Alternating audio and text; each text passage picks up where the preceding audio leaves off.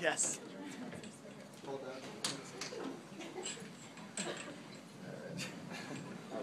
Hi. Hi, Matt. Lyons.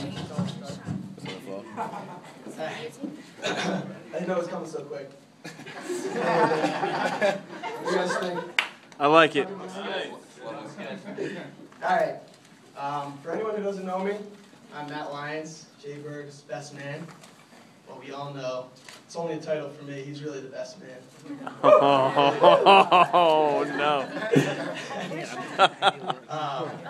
I basically think of Josh like a brother. So this is really meaningful for him to have asked me to be his best man.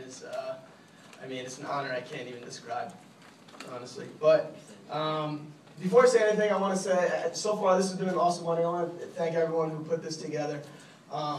It's been great. To Josh, I've been up here for a week. We all had like a big reunion. It's been awesome. So, so far this has been, I can't even describe it. But without speaking anymore, just blabbering on, I actually have something written here. So instead of a traditional speech, I decided to do a rhyme.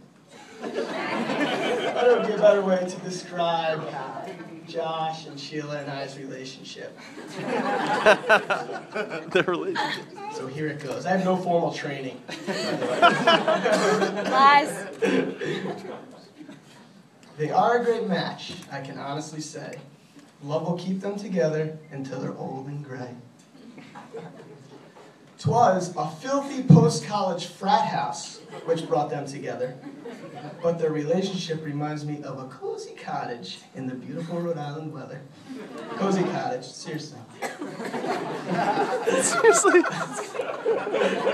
No, stop laughing, I'm trying to... I knew Sheila was a good one from the first time we met, because she lived with 5 Slavs, and I never once heard her fret. This house had our roommate's Audi car parts spread across the lawn. Seriously, Jerry dropped his engine on the lawn and never picked it up. That's pretty funny. Lawn, that's what I'm rhyming. No big deal to her. She would step over them without a care and just yawn.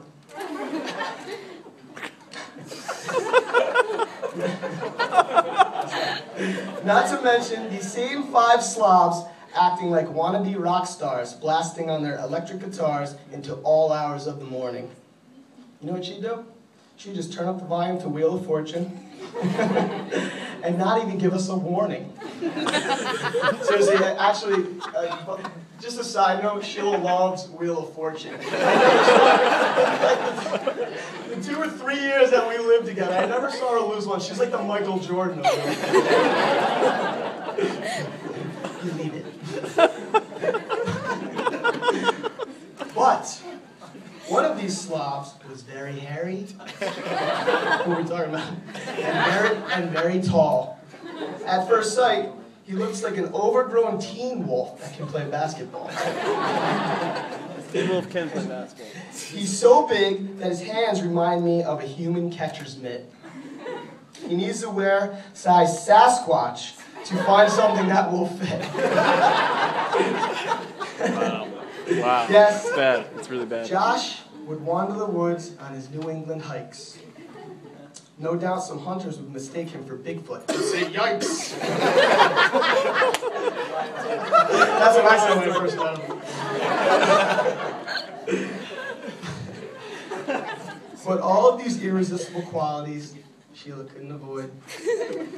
Love was in the air, and not even the obnoxious guy living in the garage could make her annoyed. I was the obnoxious guy. I lived in the garage. Since then, I moved into my mom's basement. So I've upgraded. I'm single, so any single ladies. The guy lives in his mom's basement. Almost 30. Couple days. No, but Josh doesn't judge. He still asks me to be his best man. I know. Yes, these 2 found love in this house you could call a disaster. Now they seem to be living happily ever after. Page 2. But there is one short story you should probably hear. Right after this story, we can all drink some beer. God knows I had a couple. Over. Josh and I met freshman year of college in theater class. I'm no thespian, so needless to say, I nearly did not pass. I first noticed Josh because he always looked tired and disheveled. It was obvious the poor guy was being harassed and bedeviled. It rhymed with disheveled.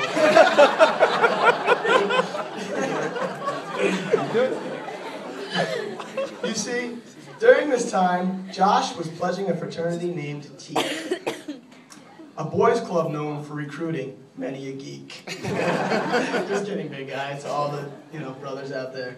I don't want to get beat up. All the teak recruits were getting heavily hazed. That he could even show up to class, I was truly amazed. Of Widows and Vegetables was the name of the play, and Josh was the lead.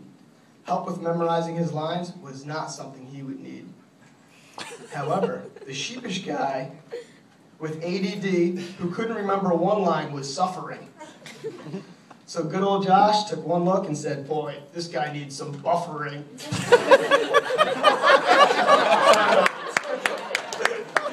I looked up online, it was a rhyme with buffering. So I had to make it work. I don't think Josh actually said that.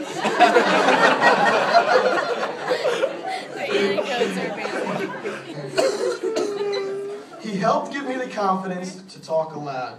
It's the sole reason I can speak among this crowd. Now I may have only had one line in this play, but Josh helped me in the most generous way.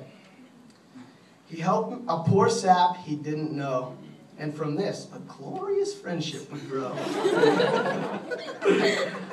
I could tell you many stories of how Josh helped me over the past 10 years of my life.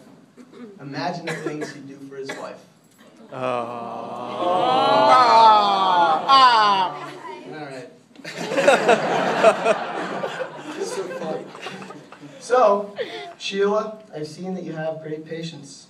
For that, I know you both will have long-loving, inseparable relations. Yeah! Relations and, I'm not getting, hanky-panky here. But the celebration is not just the joining of two people. Two wonderful families have officially joined today under the steeple. So let us toast the bride and groom. I'd like everyone to please stand up in the room. It's not just part of the rhyme. Before we send them off to be happily married for years, we have to pick up our drinks and give them a great big cheers! That's so